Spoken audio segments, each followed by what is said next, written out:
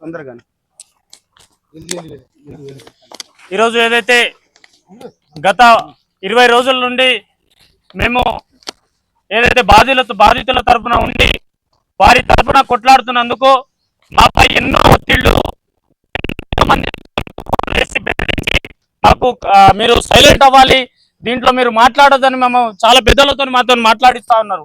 అయితే మేము బాధితుల తరపున గత 20 రోజుల నుంచి ఎప్పుడైతే ప్రొడ్యూసర్ కౌన్సిల్ నుంచి మేము కంప్లైంట్ చేసి ఆ రోజు చెప్పాము, 2 రోజుల తర్వాత పూర్తి ఆధారాలతోని ప్రతిరోజు మీడియా ముందు మాకు వచ్చినటువంటి ఆధారాలు పూర్తిగా బయట పెట్టాం. ఈ రోజు ఏదైతే గారి సోదరుడు శివ చౌహాన్ ప్రెస్ మీట్ పెట్టారు. గత 20 రోజుల నుంచి ఈ శివ చౌహాన్ ఎక్కడ దాచుకున్నాడు? ఈ రోజు పాల్తీ రమేష్ చనిపోయిండు. ఆ చనిపోయినటువంటి వ్యక్తికి పూర్తి బాధ్యత మీరు వహిస్తారా? ఈ గత 20 రోజుల నుంచి మీరు ఎక్కడికి వెళ్ళారు?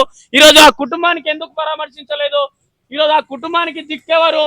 ఈరోజు మీపై ఇంత ఆరోపణలు చేస్తుంటే మీరు ఓర్వలేక మీరు స్క్రిప్ట్ మాట్లాడుతున్నారు. మరి ఇదే అసిస్టెంట్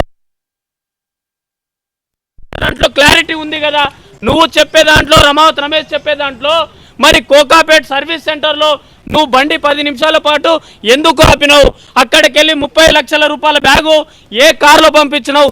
ఈ క్లారిటీ చెప్పకుండా ఎందుకు నువ్వు జంప్ అవుతున్నావు? శివ చౌహాన్ దీనికి పూర్తి ఆధారాలు.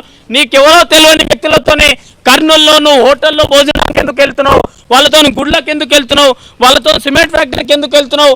మరి కర్ణాటక మాజీ మంత్రి తన మనవడి దగ్గర నువ్వు డబ్బులు ఎందుకు తీసుకున్నావు?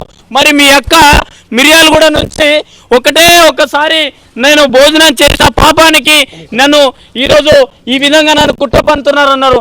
మరి ఈ ఫోటో ఎక్కడిది? మీ అక్క ఒక్కసారి కలిసిందన్నది కదా, మరి ఈ ఫోటో ఎక్కడిది? ఈరోజు మధు మీ ఇంట్లో కూర్చొని భోజనం చేస్తున్నటువంటి వీడియోలు మేమంతా మీడియా ముందుకు పెట్టాము. ఎస్, ఈరోజు బాధితులు మా తరపున ఉన్నారు. బాధితులకు అన్యాయం జరిగిపోతుంది.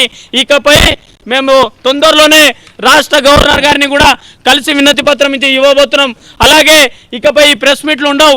ప్రజా పోరాటాలు బాధితులతోనే ప్రజా పోరాటాలు దిగుతాం. కాబట్టి మీ అందరూ సపోర్ట్ చేసినందుకు ధన్యవాదాలు. హనుమాన్ నాయక్ గారు ఒక్క నిమిషం మాట్లాడతారు.